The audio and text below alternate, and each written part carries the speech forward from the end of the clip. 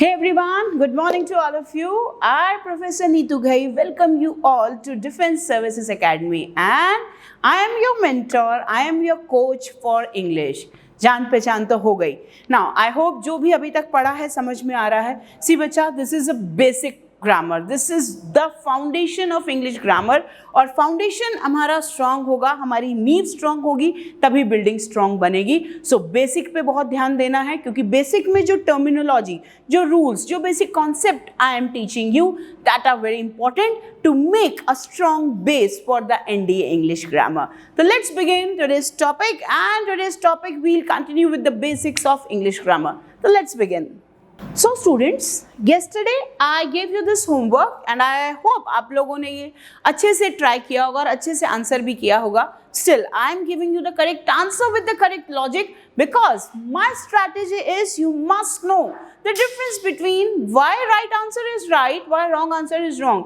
वो difference पता होना चाहिए कि आपका जो भी logic है वो 100% accurate है because NDA में 100% correct answer चाहिए, 99% भी नहीं. Okay, तो let's check it here.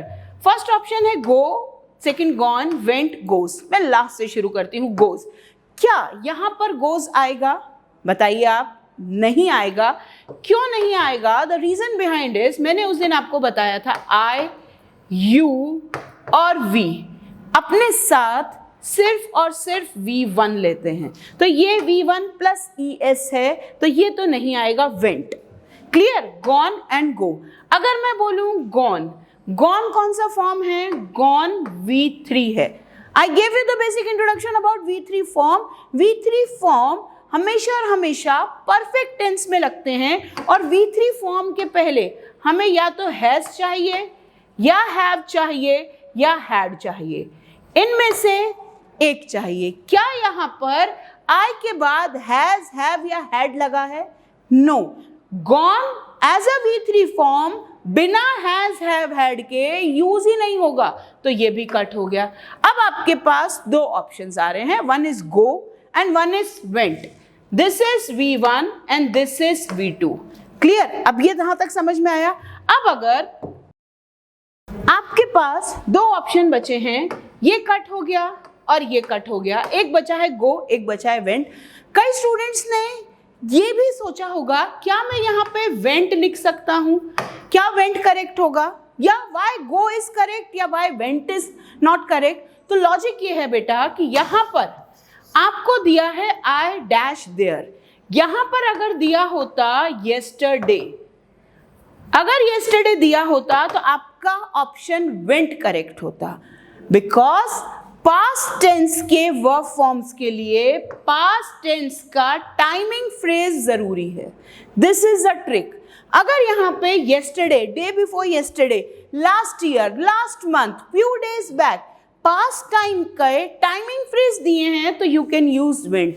Because यहाँ पर पास्ट टाइम के टाइमिंग फ्रेज नहीं दिए हैं आप वेंट यूज नहीं कर सकते. क्लियर? अब यहाँ दिया है आई गो देयर. अब आई गो देयर मतलब मैं वहां जाता हूं. दिस जाता हूं is always used in simple present tense. जब भी हिंदी में किसी भी एक्शन के लिए ता या ती यूज होता है वहां सिर्फ और सिर्फ सिंपल प्रेजेंट टेंस यूज होता है. आई टीच इंग्लिश, मैं इंग्लिश पढ़ाती हूं. ही प्लेस क्रिकेट, वो क्रिकेट खेलता है. जब भी हिंदी में एक्शन के साथ ता या ती यूज होता है वहां सिर्फ और सिर्फ सिंपल प्रेजेंट टेंस ही यूज होगा and this is a trick. इसलिए वेंट ना यूज होके यहां यूज होगा go. And that is the type of question you must understand. NDA exam में दो ऑप्शन तो टोटली रॉन्ग आएंगे. एक ऑप्शन 100% करेक्ट आएगा, एक ऑप्शन मिलता जुलता लगेगा. 99% आपको करेक्ट लगेगा बट वो करेक्ट होगा नहीं. आपको most appropriate option as an answer choose करना है और उसके लिए go is the best answer. I hope all of you have sort out this question correctly. Okay, तो let's move forward to the next thing. इसके साथ एक और चीज याद रखेंगे, जब भी हम प्रेजेंट टेंस यूज करते हैं। Present tense, simple present tense daily routine के लिए यूज होता है। प्रेजेंट टेंस हैबिचुअल एक्शन के लिए यूज होता है। प्रेजेंट टेंस यूनिवर्सल ट्रुथ के लिए यूज होता है। The sun rises every day, हमेशा हर एक दिन सूरज उगता है। Clear? The sun rises in the east. तो ये सारे यूनिवर्सल ट्रुथ सिर्फ और सिर्फ सिंपल प्रेजेंट टेंस में यूज होते हैं। इसलिए यहां पर I go there every day, because this is a habitual action, this is a daily routine. अब यहां पर येस्टरडे है, इसलिए यहां वेंट आया। तो जब भी आपके पास पास्ट टाइम के टाइमिंग फ्रेज होंगे, आप हमेशा V2 फॉर्म यूज करेंगे। और एक और चीज याद रखेंगे बेटा कि जब भी हम नाउन और वर्ब का डिफरेंस देखते हैं, this is noun, this is verb. मैंने आपको पहले भी बताया है, सब्जेक्ट, वर्ब, ऑब्जेक्ट, ये आइडेंटिटी बहुत अच्छे से याद रखेंगे, क्योंकि यही आइडेंटिटी पूरे ग्रामर में आपको एज अ बेस हेल्प करेगी। क्लियर? अब नाउन की जगह कहाँ है? सब्जेक्ट की जगह पर। वर्ब की जगह कहाँ है? वर्ब की जगह पर। तो जो सब्जेक्ट की जगह पर नाउन यूज है, noun never changes its form no matter what the tense is. Noun अपना फॉर्म चेंज नहीं करते हैं। चेंज क्या होते हैं? वर्ब, और वर्ब फॉर्म चेंज होते हैं एज पर द टेंसेस। ये चीज क्लियर हुई? Now I am telling you some new concept today, और वो न्यू कॉन्सेप्ट ये है कि नाउन और वर्ब आपने अभी तक पढ़ा होगा, अलग अलग होते हैं। Now I am giving you some things जो आपने अभी तक देखी भी नहीं होगी, आपने अभी तक पढ़ी नहीं होगी, कि कुछ वर्ड्स ऐसे होते हैं जो नाउन भी है और जो वर्ब भी है। डबल रोल, ये डबल रोल कैसे हो जाएंगे? कुछ तो गड़बड़ है, नहीं? तो नाउन और वर्ब में कुछ ऐसे वर्ड्स हैं जो दोनों जगह यूज होते हैं, और दोनों जगह यूज होकर वो अपना फंक्शन, अपना रोल प्रॉपरली प्ले करते हैं। कंफ्यूज नहीं होते हैं और कंफ्यूज करते भी नहीं हैं। वो कैसे होगा? Let's check. तो some nouns that are also verb. अब आपकी स्क्रीन पर एक वर्ड है love. Everyone know what is love. अब जब हम लव की बात कर रहे हैं, love is the name of the feeling, love is an emotion. तो ये तो हुआ noun, name of something is noun. अब यहां पर सब्जेक्ट, वर्ब, ऑब्जेक्ट, हमने अभी अभी ये आइडेंटिटी पढ़ी है, सब्जेक्ट, वर्ब, ऑब्जेक्ट। सब्जेक्ट की जगह पर लव जो है वो नाउन के फॉर्म में है। क्लियर? इसकी जगह वर्ब है। मैंने आपको कल भी बताया है, जब सेंटेंस में मेन वर्ब नहीं होते, V1, V2, V3, V4 नहीं होते, तो जो हेल्पिंग वर्ब है वही मेन वर्ब का रोल प्ले करते हैं। क्लियर? अब यहाँ पे love as a noun subject की जगह पर यूज है, एंड इट्स क्लियर। तो क्या लव को हम वर्ब भी बना सकते हैं? यस, बिल्कुल बना सकते हैं। और वो कैसे होगा? See this. अब यहाँ पर आपकी स्क्रीन पे सेंटेंस है, I love my life. See the difference. I यहाँ पर सब्जेक्ट है, लव यहाँ पर V1 है, लाइफ यहाँ पर ऑब्जेक्ट है। क्लियर? अब यहाँ माई पोजेसिव एडजेक्टिव, मेरा। मैंने आपको एडजेक्टिव बताया था, this is a black pen. Black क्या है यहाँ पर? एडजेक्टिव। नाउन के पहले आने वाले words adjective. My life possessive adjective, मेरी लाइफ। क्लियर? तो ये सब्जेक्ट, वर्ब और ऑब्जेक्ट। ऑब्जेक्ट की जगह पर नाउन है, सब्जेक्ट की जगह पर प्रोनाउन है। ये आपको अच्छे से आता है। सब्जेक्ट की जगह पर या तो नाउन आएगा या प्रोनाउन आएगा। यहाँ पर प्रोनाउन यूज है। अब यहाँ पर love as a noun use है, यहाँ पर love as a verb use है। अगर लव यहाँ पर है तो क्या अपना फॉर्म चेंज कर सकता है? यस, बिल्कुल कर सकता है। और वो कैसे होगा? सी। अब यहाँ पर लिखा है आई लव माई लाइफ। अगर मैं यहाँ लिख दूं he loves his life, चलो अगर लाइफ की जगह मैंने यहाँ लिख दिया wife, that will be better option to understand. अब यहाँ पर ही सब्जेक्ट है एज अ प्रोनाउन, यहाँ लिखा है loves, that is V1 plus S। See the difference. यहाँ पर लव V1 में था, यहाँ पर V1 प्लस S है, दोनों ही प्रेजेंट टेंस है। यहाँ लव हुआ, यहाँ लव्स हो गया। अगेन यहां पर loved भी आ सकता है, he loved his wife, ये past tense, ये दोनों present tense, तो change क्या हो रहा है, verb form change हो रहे हैं। noun कभी भी अपना फॉर्म चेंज नहीं करता है, and why these verb forms are changing as per the time of action, as per the tense and as per the subject. यहाँ I है तो यहाँ V1 लगा, यहाँ ही है तो यहाँ V1 प्लस S लगा। अंडरस्टूड?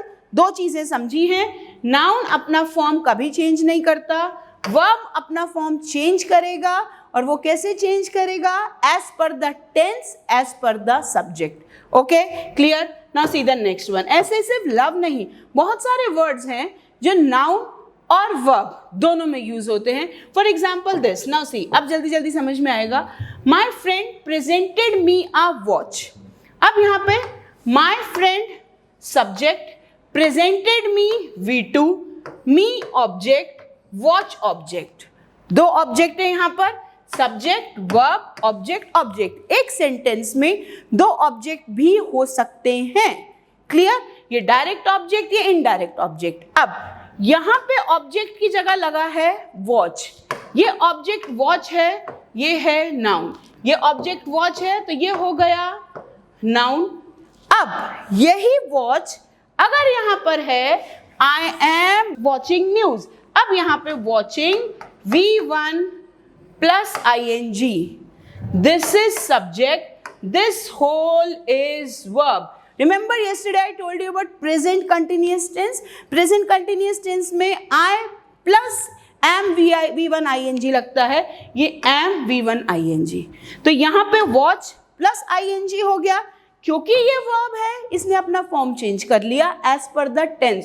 क्योंकि ये नाउन है ये अपना फॉर्म चेंज नहीं कर सकता, यहाँ पे ed भी लग सकता है, यहाँ पे V1 भी आ सकता है, तो verb only change forms, noun does not change their forms। उसके बाद some words are there which are used as a noun even, as a verb even। Clear? चलो check out the next one जल्दी से। Okay, the next one is promise। अब यहाँ पर he could not keep the promise। अब यहाँ पे promise क्या है, promise noun है, यहाँ पे promise ऑब्जेक्ट की जगह पर है और नाउन का रोल प्ले कर रहा है। यहाँ पे promise में ना ing लगेगा, ना d लगेगा, ना ed लगेगा। यहाँ पर लिखा है I promise my teacher that I will be a good student। Yes, you all promise me, you all will promise me that you will become a good teacher, and you all will promise me that you will become a class 1 officer one day। Yes, surely you will become। ना यहाँ पे promise क्या है, यहाँ पे promise V1 है, पर यहाँ पे प्रॉमिस क्या है, देखो दोनों की स्पेलिंग सेम है, दोनों का फॉर्म, ये नाउन फॉर्म में है, ये वर्ब फॉर्म में है, दोनों की जगह अलग है। नाउन फॉर्म में वो ऑब्जेक्ट की जगह लगेगा, वर्ब फॉर्म में वो वर्ब की जगह लगेगा। क्लियर? तो नाउन फॉर्म में वो अपनी जगह पर अपना रोल प्ले कर रहा है, वर्ब फॉर्म में वो अपनी जगह पर अपना रोल प्ले कर रहा है। क्लियर? तो कंफ्यूज नहीं होना है कि नाउन क्या होता है और वर्ब क्या होता है और दोनों की जगह क्या होती है। Clear? Check out the next one. Okay, the next one is damage. See, the damage on the company was very big, और यहाँ पे they damage the car. Very good sentence. The damage on the company was very big. अब यहाँ पे noun क्या है, noun है damage. किस पे हुआ, कंपनी पे। तो यहाँ पे सब्जेक्ट की जगह पर जो वर्ड यूज है वो है डैमेज। क्लियर? अब यहाँ पे बिग, रिमेंबर मैंने आपको कल एक चीज बताई थी कि ऑब्जेक्ट की जगह पर एडजेक्टिव्स भी यूज हो सकते हैं। Clear? Adjective, big, this is a black pen, I have a big house. तो बिग क्या है, एडजेक्टिव। तो ऑब्जेक्ट की जगह पर एडजेक्टिव भी, कितना बड़ा, बहुत बड़ा, क्वालिटी। ओके, ना यहाँ पर damage as a noun use हुआ है और यहाँ पे damage as a verb use हुआ है, और इसका फॉर्म क्या है, V2। सी, यहाँ पे डी नहीं लग सकता, बट यहाँ पे डी क्यों लगा, क्योंकि this is subject, this is verb and this is object. अब यहाँ पे V2 form past tense. They damage the car, उन्होंने कार को नुकसान पहुंचाया था। यहाँ पे नुकसान the damage on the company was very big. जो नुकसान हुआ है वो बहुत बड़ा है. Clear? So that means what you have learned today कि some words are used as a noun even, as a verb even. Difference ये है, noun अपना form कभी भी change नहीं करता, but verb अपना form as per the tense, as per the subject change करता है. Okay? I hope you all have understood this. This very basic things you must know in the easy way. Okay? Let's move forward. See students, as my strategy, I'll be giving one question daily to you and you have to work on that. Today's question is this, and this question is from the NDA examination, and as I have told you, this is the pattern of spotting the error. This sentence is divided into 4 parts. If you find any of the error in any of the part, you can mark the option as A, B and C, and if you find no error in the sentence, you must mark the option is option D. तो इस question को आज पढ़ेंगे, checkout करेंगे क्या आपको इस question में कहीं भी कुछ गलती दिख रही है, और अगर गलती दिख रही है माय डियर तो just mention to me in my video and just give the feedback and give the comment as your answer in my video. उसके बाद जो भी आपको जैसा भी फीडबैक आपको लग रहा है कि you can give me the feedback, just your feedback is valuable to me. Now इसके बाद नेक्स्ट थिंग जो है वो idiom for you all. If you will study in the best way, NDA exam will not be a hard nut to crack for you. Hard nut to crack, अब ये hard nut to crack क्या होता है? Hard nut to crack means मुश्किल चीज. But as I have promised you, NDA exam will not be a hard nut to crack for you all, because that will be a piece of cake for you. अब ये cake कौन खाएगा? Cake खाने के लिए नहीं है. A piece of cake is an idiom which means very easy to achieve. Hard nut to crack is an idiom which means very difficult to solve. तो मैंने आज आपको 2 idiom fun में करा दिए. तो this is my style, my dear students. You will be learning complicated things, you will be learning difficult things with fun in an easy way, and that will make you a class 1 officer. So all this for today. Just give your feedback on my video so that I can know what you are learning from me. All this for today. Take care. Thank you. Have a nice day.